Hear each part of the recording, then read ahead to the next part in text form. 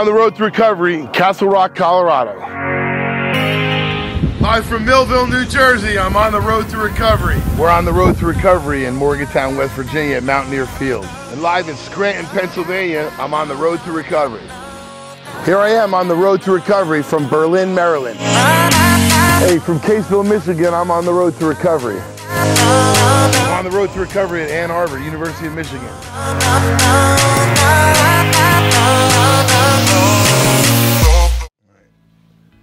You know, every once in a while on the road to recovery, I get to sit down with someone who's making such a difference in recovery, in advocacy, and policy changes, Emily Walden.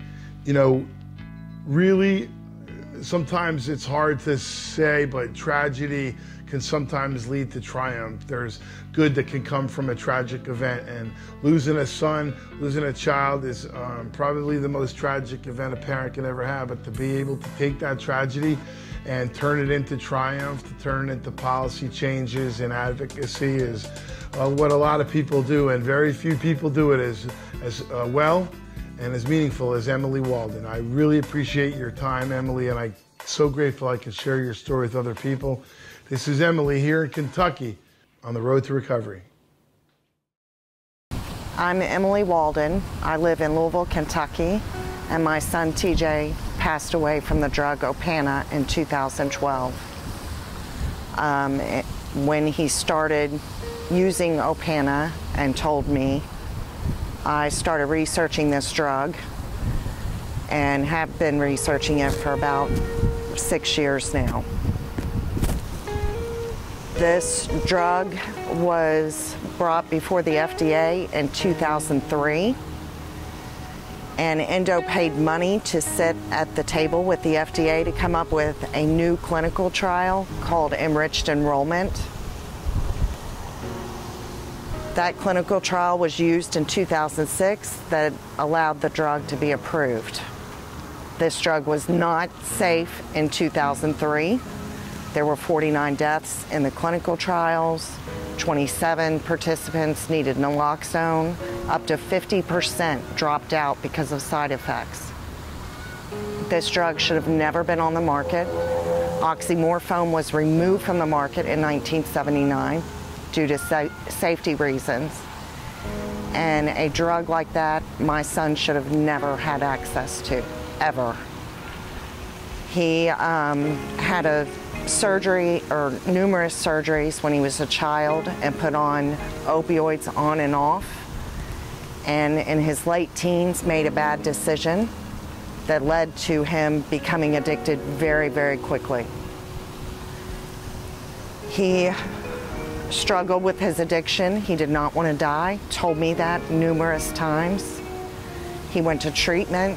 It was a 30-day treatment program, and he did stay off the drug for a period of time and then relapsed in 2012 on a camping trip with a group of friends and lost his life.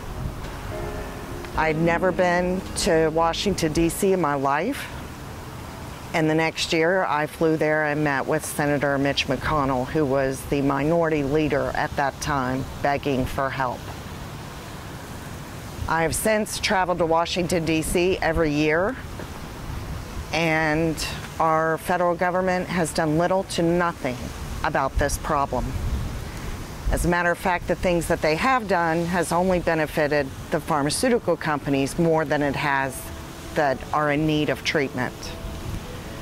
Until we can stop the pharmaceutical companies from influencing our federal government and continuing on with marketing and inappropriate ethics with these drugs, this epidemic will only continue, and we are going to continue to lose more and more people. People want to talk about heroin. This isn't about heroin. This is about the pills that these kids have gotten over injuries, or older people who have gotten these over injuries or pain, and which has led to this epidemic, and that's what needs to be addressed. It takes a lot for me every single day to get out of bed. when I think about him not being here and not being home. He was funny, he was loving, he was very caring, he loved the military. He would see a guy walking down the street with a military hat on, and he would run over to him and ask him about his service.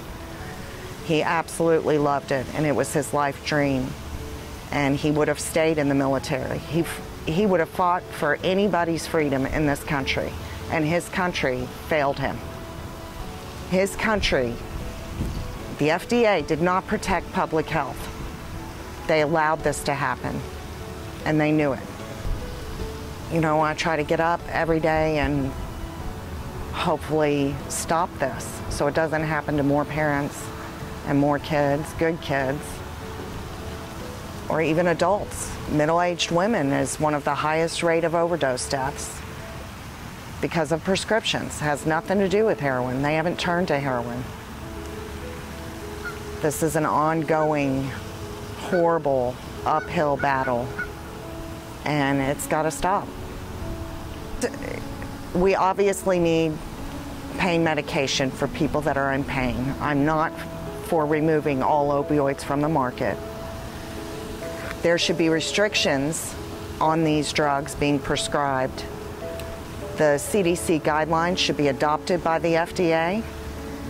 And for those that are suffering from chronic pain, I believe that we need to have good doctors that will find the root of their pain and help them recover from that.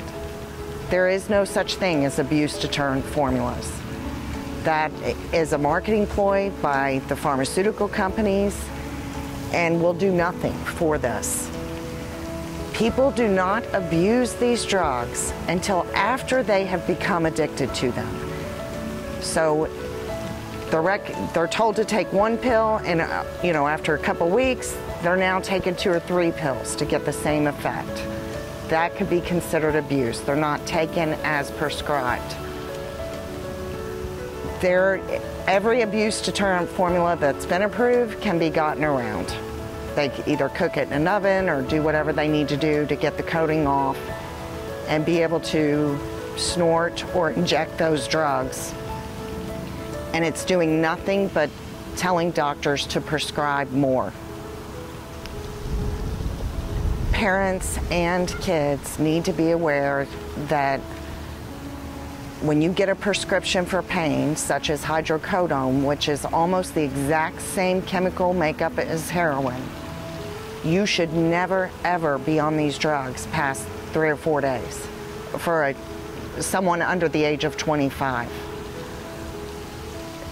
They're extremely dangerous, very addictive, and there needs to be caution when taking those drugs, any pain medications. Thank you so much, Emily, for sharing your story with us, your son, your mission. It's our mission too, and when we share our goals and all come together and speak with one voice, things can happen. Continue to make those changes, Emily, and please inspire the people all around as I'm trying to inspire people with your story, sharing it with others across the country. We need to make changes. We need to end addiction in America. We need to turn the tide on this pandemic. Emily, thank you so much for all you do. I appreciate your time. And from Kentucky, on the road to recovery, I'm Michael DeLeon, and we'll see you on the next episode.